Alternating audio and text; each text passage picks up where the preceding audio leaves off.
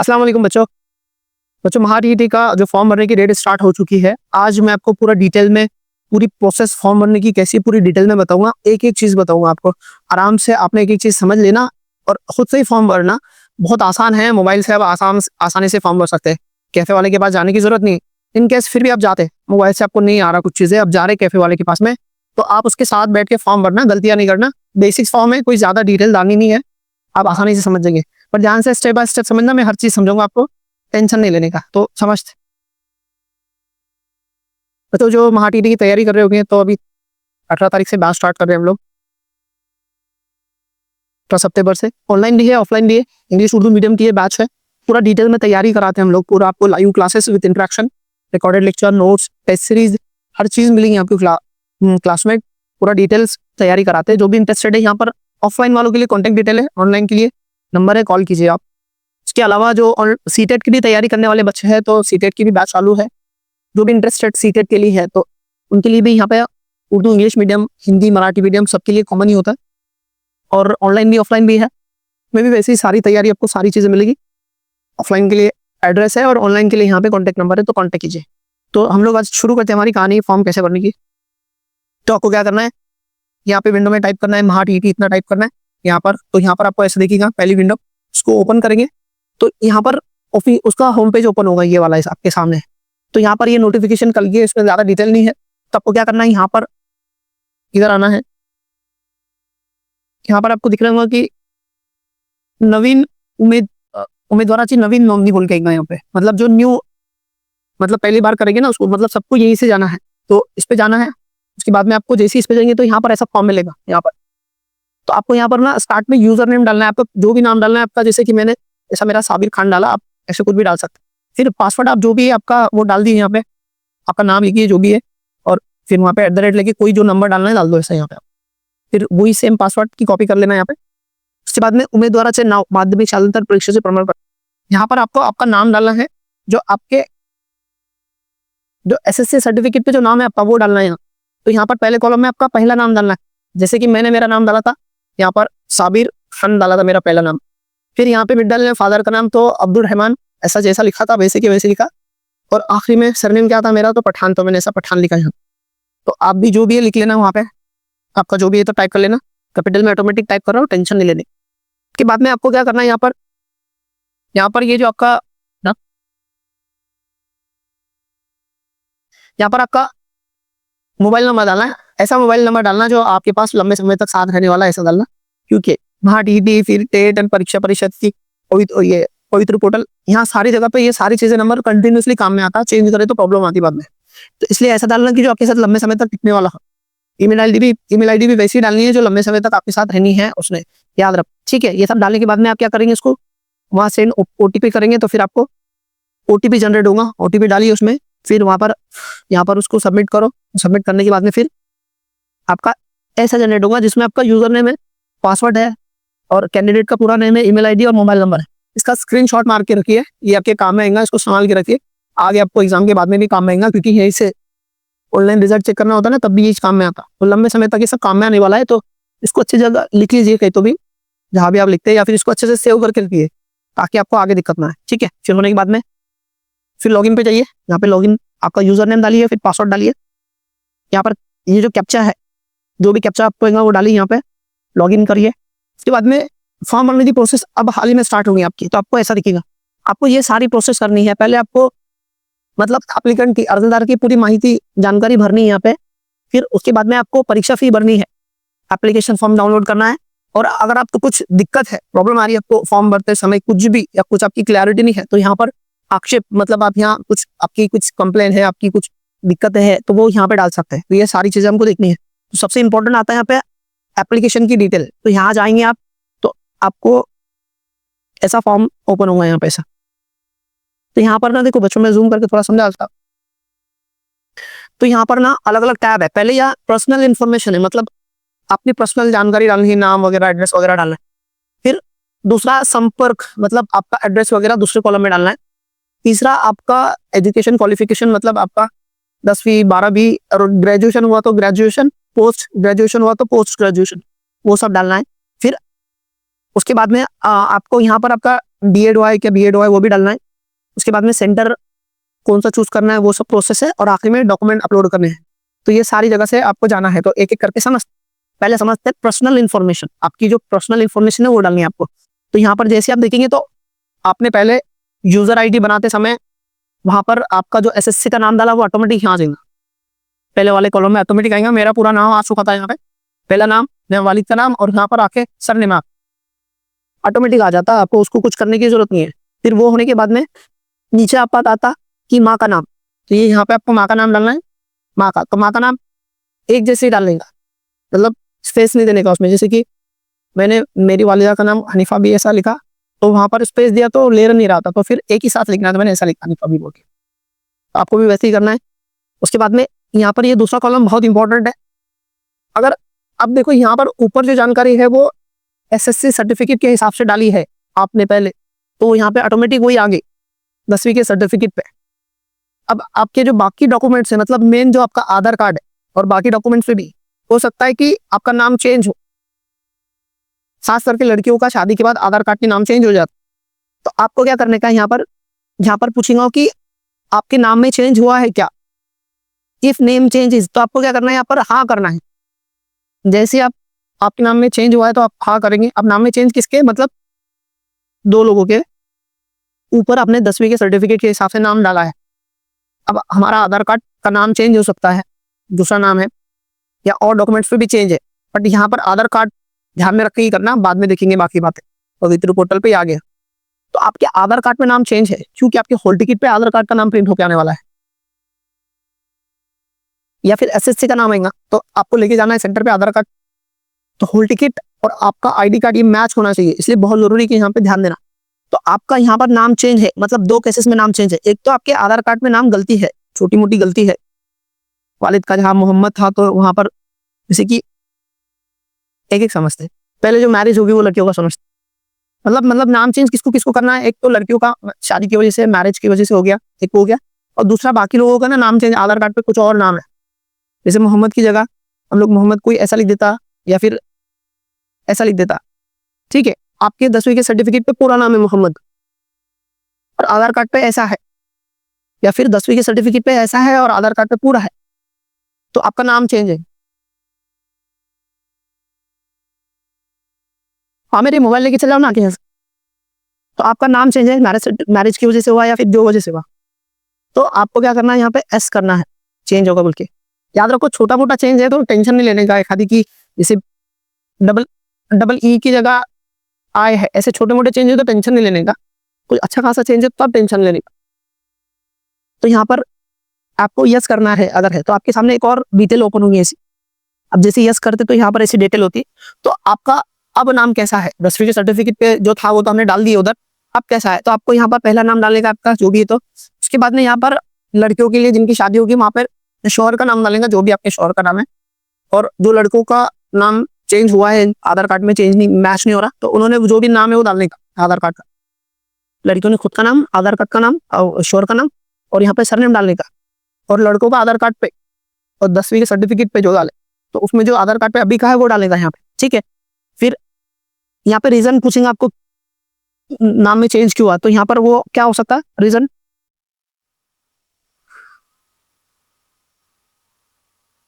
नहीं जो भी रीजन है वो डाल देने का। आपका शादी हुई तो शादी डालने का यहाँ पे, और जो भी रीजन है डाल देने का। नावत बदल किल्याचा पुरावा, पुरावा क्या है, तो यहाँ पे ना बदल उसके, तो यहाँ पर आपको ऐसा ओपन होगा। तो आपके पास क्या है, एक गैजेट सर्टिफिकेट होगा जो आपने बनाए होंगे, तो या फिर आपकी शादी हुई तो मैरिज सर्टिफिकेट। अगर गैजेट नहीं है, मैरिज सर्टिफिकेट नहीं, तो आप ऑर्डर में मतलब क्या आ सकता है, आप एफिडेविट बना के ले सकते हैं। डेविड एफिडेविट बना के ले लेना, 100 रुपए का बॉन्ड लेना, उस पर लिख के लेना कि मेरा 10वीं के इसमें ऐसा था और आधार कार्ड पे ऐसा है, और ये दोनों एक ही है, मैं ही हूँ। ऐसा एक एफिडेविट बना के ले लेना। कलेक्टर ऑफिस, कोई भी कोर्ट, तहसील ऑफिस, वहां जाना, वहाँ बहुत सारे एजेंट होते हैं, वो आपको उनको बोलना कि नाम चेंज का एफिडेविट बनाने का है, तो वो आपको बराबर बना के दे देते हैं। 300 रुपये पूरा खर्चा आता है, उसको टेंशन लेने का काम नहीं, नोटरी करके ले लेना ना, आ जाना। तो ये वाला पुरावा आपने जोड़ लेना है यहाँ पे, ठीक है। फिर वहां पे पूछ रहा हो कि नीचे ये जो फॉर्म हमने यहाँ आधा लेके गए थे, यहाँ से वापस आते हैं, ठीक है। नाम चेंज की डिटेल होगी। फिर वापस नीचे आपको पूछता हो कि उम्मीदवार की अतिरिक्त माहिती, तो यहाँ पे आपका ईमेल आईडी, मोबाइल नंबर पहले से आ जाता। और फिर यहाँ पर अगर आपकी कास्ट है तो कास्ट वगैरह सिलेक्ट करनी है, आपकी जो भी कास्ट है, ओपन है। अब कौन सी कास्ट है तो यहाँ पे 7, यहाँ पर आपकी जो भी कास्ट है सिलेक्ट कर लेना, SC ST जो भी है वो लिख लेना। तो जैसे आप सिलेक्ट करेंगे तो बाद में उसका यहाँ पर ये सिलेक्ट करें आपने, जैसे कि मैंने यहाँ पे EWS सिलेक्ट कर लिया। अब यहाँ पर मुझे क्या करना है, जो भी सर्टिफिकेट है उसका नंबर डालना है। यहाँ पे सर्टिफिकेट पे जो नंबर है वो डाल देना, और वो आपने कब इशू किया वो डालने का। अब याद रखो यहाँ पर आपका जो सर्टिफिकेट है EWS वालों का वो इसी साल का होना चाहिए। EWS वालों का क्या होना चाहिए, इस साल का। कब से, 1 अप्रैल 2025 के बाद का सर्टिफिकेट होना, भी पुराना नहीं चलेगा, ठीक है। और बाकी जो कास्ट सर्टिफिकेट है तो वो अपने अपने हिसाब से। हाँ, जो अदर जिनको नॉन क्रीमी लेयर सर्टिफिकेट लगता, non creamy layer certificate NCL लगता है, तो वो भी 1 अप्रैल के बाद का होना, 1 अप्रैल का बाद का होना। जिनके पास कास्ट सर्टिफिकेट है, कौन सा कास्ट सर्टिफिकेट है, OBC, उसके बाद में VGNT, तो ये लोगों को क्या करना है कि NCL 1 अप्रैल के बाद का निकाल के रखना है, ठीक है। लो डिटेल डाल दी आपने यहाँ पे, तो फिर आगे बढ़ते हैं लोग। फिर यहाँ पर आपकी एड्रेस वगैरह पूछेगा, तो आपका एड्रेस डालिए यहाँ पे, जो भी आपका एड्रेस है। यहाँ पर फ्लैट नंबर जो भी वो डालिए, आपका गांव नंबर डालिए, डिस्ट्रिक्ट्स, गांव। यहाँ पर कुछ और जानकारी है तो तालुका डालो, पिन कोड डालो, और महाराष्ट्र डालो यहाँ पे स्टेट। तो ये आपका एड्रेस का कॉलम भर लेना। तो ये परमानेंट एड्रेस वाला कॉलम है, और आपका ये टेम्पररी एड्रेस है। अगर परमानेंट अलग है और टेम्पररी अलग है तो ये अलग वाला डाल देना। अगर परमानेंट और टेम्पररी एक ही है तो यहाँ पर पूछता हो कि सेम है क्या, परमानेंट एड्रेस से आपका जो टेम्पररी एड्रेस एक ही है, सेम है, तो वो टिक कर देना, वो ऑटोमेटिक डिटेल यहाँ आ जाएंगी। उसके बाद में इसको सबमिट कर देना, वहां से सेव एंड नेक्स्ट करके आगे बढ़ जाना। उसके बाद में आपकी शैक्षणिक माहिती डालनी है आपको, मतलब आपकी जो पढ़ाई हुई वो डालना है। उसमें सबसे पहले आपको यहाँ पर आता, यहाँ पर आपका था, कहा गया, ऊपर यहाँ पर आपका 10वीं का आता सबसे पहले, है ना, SSC सेकेंडरी स्कूल सर्टिफिकेट, तो यहाँ पर डालना है आपको। तो यहाँ पे आपका जो 10वीं का सर्टिफिकेट का नंबर डालने का, यहाँ पे साथ लेके बैठना 10वीं का सर्टिफिकेट के बाद में उसका सीट नंबर डालना, बोर्ड कौन सा है वो डालने का, जो स्टेट बोर्ड उसका जो पुणे का बोर्ड है वो डाल देने का। उसके बाद में अब ये सारी डिटेल है ना आपकी सर्टिफिकेट पे मेंशन रहती है, उसको देख के भरना। वहाँ पे बोर्ड का नाम, आपका सीट नंबर, आपका सर्टिफिकेट नंबर सब रहता है। फिर आप कौन से साल पास हुए वो डालना है। उसके बाद में आपको कितने मार्क्स मिले और टोटल मार्क्स कितने थे वो डालने का। तो जो भी है यहाँ पर आपका साल डाल देने का, जो भी है 2010-20 जो भी है वो डाल देना। और यहाँ पर आपको जो भी नंबर मिले 364 और टोटल कितने थे वो डाल देना इसे। तो ऐसे अगर आपकी 12वीं हुई हुई यहाँ पे, तो 12वीं को टिक करने का, यहाँ पर टिक करते से यहाँ पे वही 12वीं के सर्टिफिकेट का नंबर, सीट नंबर, बोर्ड डाल देने का, जैसी पुणे। उसके बाद में साल डाल देने का, जितने आपको नंबर मिले वो डालने के, और टोटल नंबर डाल देने के। उसके बाद में आपने ग्रेजुएशन किया होगा तो यहाँ पे ग्रेजुएशन को टिक करने का। वहां पर भी आपका जो ग्रेजुएशन है तो वो उसका जो भी है यहाँ पे आपको क्लिक करके ऐसा कि आपका जो भी है BA है, BSc है, जो भी है, तो वो यहाँ पे सिलेक्ट करने का ऑप्शन आ जाएगा, चेक कर लेना उसको। अगर अदर कुछ हुआ तो वो डाल देने का यहाँ पे। और इतर पदवी मतलब ग्रेजुएशन में आप जो लिस्ट में जो आएंगी, अगर मतलब जो आपने किया वो यहाँ लिस्ट ओपन होगी, जैसे आप टिक करेंगे ना तो लिस्ट आएंगे यहाँ पे से, तो जो आपने किया वो टिक कर लेना। अगर इसमें वो नहीं दिखा तो वो उसको यहाँ मेंशन कर लेना, फिर यहाँ नहीं रहा तो यहाँ मेंशन कर लेना। फिर रिजल्ट यहाँ पे पूछेगा क्या है आपका रिजल्ट, आप APR है कि पास है वो डाल देना। फिर यहाँ पर बोर्ड कौन सा था, यूनिवर्सिटी कौन सी थी वो डाल देने का, आपकी यहाँ पर कितने नंबर मिले और टोटल कितने थे वो डाल देने का। उसके बाद में यहाँ पर और क्या बोल रहा हो कि आपका पोस्ट ग्रेजुएशन हुआ, अगर पोस्ट ग्रेजुएशन हुआ तो इसको टिक करना। यहाँ पर भी आपका कौन सा BSc BA था उसकी लिस्ट ओपन होंगी, वो डाल देने का। अगर नहीं रहा तो यहाँ पे जो भी वो मेंशन कर देने का। उसके बाद में आप यहाँ पे भी पास है कि APR है तो वो डाल देने का। फिर आपकी यूनिवर्सिटी डालने की, कितने नंबर मिले वो डालने के, और टोटल नंबर डालने के। यहाँ पर ना पूरा डालने का, मतलब यहाँ पर आपका first year, second year, third year, इनके सारे के टोटल मार्क्स कितने हैं और आपने टोटल कितने लिए वो डालने का। एक साल का नहीं डालने का, पूरा इकट्ठा सब जमा करने का। टोटल नंबर ये है और इतने मैंने लिए हैं पूरे 3 सालों में, वो पूरा डालने का उधर, ठीक है। तो ये डालने के बाद में फिर आपको D.Ed B.Ed की इन्फॉर्मेशन डालनी है आपकी। फिर यहाँ पे आपकी प्रोफेशनल मतलब जो भी आपने D.Ed B.Ed किया होगा वो डालना है। तो क्या करना है आपको, यहाँ पर टिक करना है पहली से लेकर 5वीं तक जो क्वालिफिकेशन चाहिए वो डिमांड करता है इधर वो। तो यहाँ पर आपने आपका जो भी D.Ed DTED जो भी ऑप्शन है वो चूज कर लेना।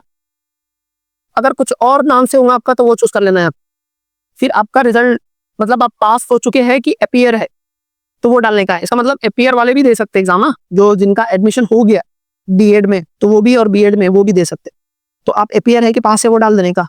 फिर आपका जो बोर्ड है वो डालने का। तो D.Ed B.Ed वालों का बोर्ड क्या है, परीक्षा परिषद है, तो वो परीक्षा परिषद डाल देने का वहाँ पे।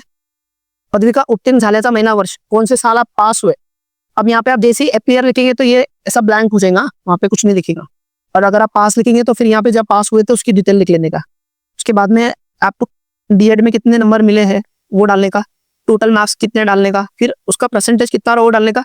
परसेंटाइल, यहाँ पे परसेंटाइल डालने की जरूरत नहीं, आपका जो भी ग्रेड है वो डाल देने का, ए या बी या सी, जो भी आप ग्रेड से पास हुए डाल देने का, ठीक है। परसेंटाइल नहीं कर रहा, वहाँ पे ग्रेड डाल देने का, खत्म कहानी। यहाँ पे परसेंटेज डालने का, टोटल मार्क्स। अब टोटल मार्क्स और ऑब्टेन मार्क्स टोटल दोनों साल के डालने का, बीएड फर्स्ट ईयर और सेकंड ईयर का दोनों का कितना हो रहा और दोनों में आपने कितना लिया वो डालने का। उसके बाद में अगर आप पास हो चुके होंगे तो फिर आपका सर्टिफिकेट नंबर डालने का यहाँ। उसके बाद में ये सब होने के बाद में वहाँ पर नीचे नेक्स्ट का बटन आता, सेव एंड सबमिट का, इसको सबमिट कर देते हैं। तो आगे आपकी वेबसाइट जानकारी मतलब बीएड की, तो यहाँ पर वही बीएड में आपने जो भी किया होगा वो भर देने का। जैसे बीएड, यहाँ पे बीएड, अगर आपका बीएड का कोई दूसरा नाम होगा तो ये वो वहाँ डाल सकते हैं आप अपीयर है कि आपका पास हो चुके वो डालने का वहाँ पे। फिर यहाँ पे आपकी यूनिवर्सिटी डालने की, कौन से साल में पास हुए वो डालने का। यहाँ पर आपको कितने नंबर मिले बीएड में और टोटल नंबर कितने से वो परसेंटेज कितने में वो डालने का। और ग्रेड, ए ग्रेड में, बी ग्रेड में, सी ग्रेड में डाल देने का। अगर आप पास हो चुके तो सर्टिफिकेट नंबर डाल देने का, ठीक है। उसके बाद में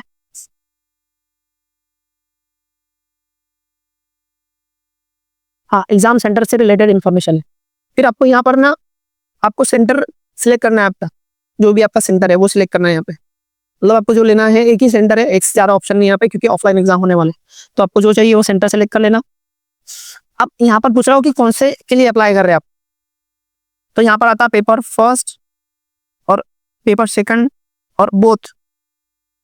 तो अगर आप पेपर फर्स्ट करेंगे तो पेपर फर्स्ट को सिलेक्ट कीजिए, अगर पेपर सेकंड दे रहे होंगे तो पेपर सेकंड को सिलेक्ट कीजिए, अगर दोनों दे रहे होंगे तो बोथ कीजिए यहाँ पे, ठीक है।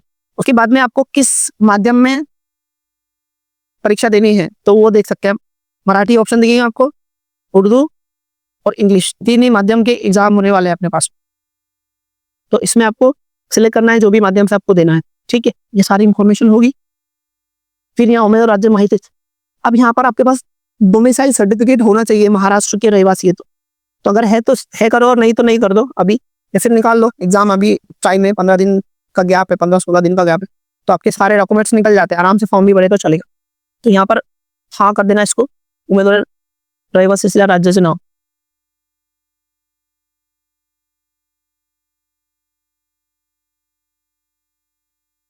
हाँ यस करेंगे तो फिर ठीक है ना, आगे कुछ भरने की जरूरत नहीं है।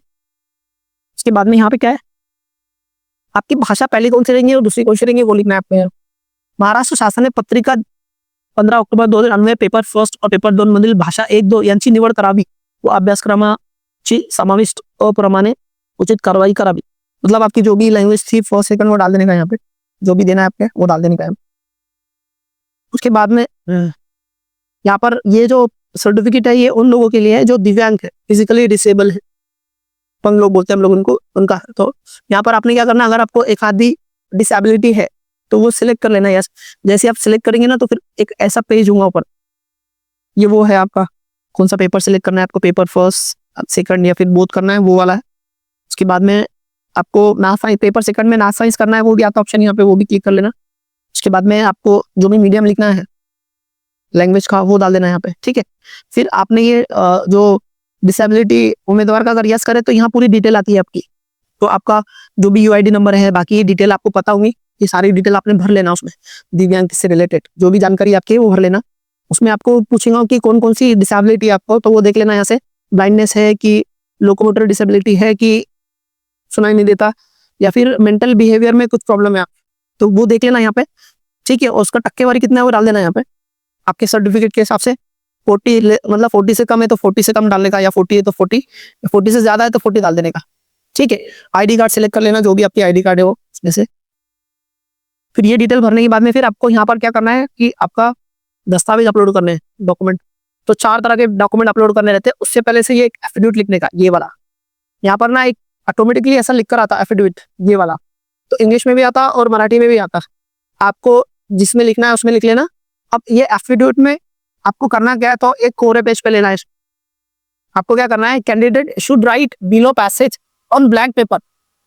आपको ब्लैंक पेपर पर एफिडेविट लिखना है, कौन सा लिखना है, ये वाला। इंग्लिश में भी लिख सकते हैं, मराठी में भी लिख सकते हैं, हाथ से लिखना है आपके खुद के, टाइप वाइप नहीं कराना है, ना तो बहुत बच्चे टाइप करा लेते, आपकी हैंडराइटिंग से लिखाना है उनको कि आपने ही लिखा है बोल के, तो हाथ से लिखना आपके, हाँ, टाइप वगैरह नहीं कराने का, खाली पेज पे लिखने का। मैंने आगे उसका सैंपल लिख के रखा, बताता मैं, है ना। And need to sign and need to make left thumb impression on it. तो आपको क्या करना है, उस पर सिग्नेचर भी करना है और दावे हाथ का कद्दू भी लगाने का। देखो मैंने लगाया तो अभी तक उसका कलर है। Upload set certificate under the self declaration tab, वो नीचे अपलोड करना है आपको। तो मोटा मोटा आपको क्या करना है, ये सारा पेज पे लिखना है और उस पर सिग्नेचर करनी है और आपका थंब लगाना है। कैसा, ये देखो लास्ट में बताता है, ये देखो ऐसा लिख लेना, देख के जैसा है वैसा लिखना है, मैंने लिखा है। ऐसा लिखना पूरा अच्छे से, ये मैंने फटाफट लिखा, अपने अच्छे से लिखना क्योंकि मैंने लिखा। और ऐसा भी लिखे तो कोई दिक्कत नहीं, ये भी कोई प्रॉब्लम नहीं, इसमें भी लिखे। मेरी राइटिंग ऐसी है तो मैंने ऐसे लिखा, मैं ऐसे लिखता। तो ये सिग्नेचर की मैंने, और ये मेरा दावा कद्दू, मेरा ही कद्दू है, तो ये कद्दू लगाया मैंने, यहाँ पे हो गया। अब आपको ये चीजें करने के बाद में यहाँ पर अपलोड करना है। देखो यहाँ पर क्या क्या अपलोड करना है आपको। यहाँ पर आपको क्या करना है, पहले आपका फोटो अपलोड करना है। 17 से 51 KB के अंदर उसकी साइज होनी चाहिए, वो यहाँ पे अपलोड कर लेना। उसके बाद में यहाँ पर आपको सिग्नेचर अपलोड करनी है, आपकी कोरे पेज पे सिग्नेचर करना, उसका फोटो लेना और JPG फॉर्म में अपलोड कर देना। आपका फोटो भी JPG फॉर्म में चाहिए, हाँ। और कितना मेमोरी होना चाहिए उसकी, 17 से 51 KB फोटो की। और आपकी जो सिग्नेचर के फोटो लेंगे आप, वो भी कितना चाहिए, 17 से 51 KB के अंदर में। और JPG फोटो होना उसका, PDF नहीं चलेगा। उसके बाद में आपका आधार कार्ड यहाँ पे अपलोड कर देना, वो 30 से 500 KB के अंदर में PDF में। आधार कार्ड की PDF बना के रखना, उसको कंप्रेस करके रखना 30 से लेकर 50 KB तक, ठीक है। उसके बाद में यहाँ पर आपका था स्वयं हस्ताक्षरित प्रतिज्ञा पत्र, सेल्फ डिक्लेरेशन, जो आप हाथ से लिखेंगे, जो पीछे बताया मैंने, और उस पर सिग्नेचर करेंगे और थंब मारेंगे। ब्लू पेन से लिखना, ब्लू पेन, नीला पेन का इस्तेमाल करना वहाँ पे, और फिर उसको यहाँ पर अपलोड कर देना। ये भी JPG फॉर्म में रहेगा और इसकी भी 17 से 500 KB के अंदर में, मतलब काफी ज्यादा स्पेस है इसके लिए। अपलोड करने के बाद में क्या करने का, शो प्रीव्यू। जैसे शो प्रीव्यू करेंगे तो आपका पूरा का पूरा डिटेल जनरेट हो जाएगी वहाँ पे। ये प्रीव्यू वाले को अच्छे से प्रिंट निकालने का, और मतलब यहाँ जैसे क्लिक करेंगे तो पूरा फॉर्म आएगा, उसकी प्रिंट निकालने की, अच्छे से पढ़ने का। अच्छे से पढ़ने के बाद में कुछ चीजें अगर चेंज करनी है तो चेंज कर सकते हैं, ठीक है। अगर प्रीव्यू में सब सही है तो फिर उसको वहाँ सबमिट करने का, तो फिर वो पेमेंट के लिए लेके आता है ऐसा। तो वहाँ पर आपकी पूरी डिटेल आती है, आपने कौन सा पेपर, क्या क्या लैंग्वेज टू कौन सी है। जैसे मैंने इंग्लिश में मैंने बोध करा था, तो इसकी फीस 1200 रुपये और पेमेंट स्टेटस। तो यहाँ पर जाने का पेमेंट के ऊपर, फिर ये रिसिप्ट जनरेट होती के बाद में ये डिटेल चेक कर लेना और जाने का यहाँ पे। तो वहाँ पर ये ऐसा मैसेज आएगा। तो इसमें क्या लिखा है कि after successful online submission of exam fees candidate can not be able to edit application form. अगर आप पेमेंट कर लेंगे तो फिर बाद में आपको फॉर्म में कोई चेंज करते नहीं आएगा।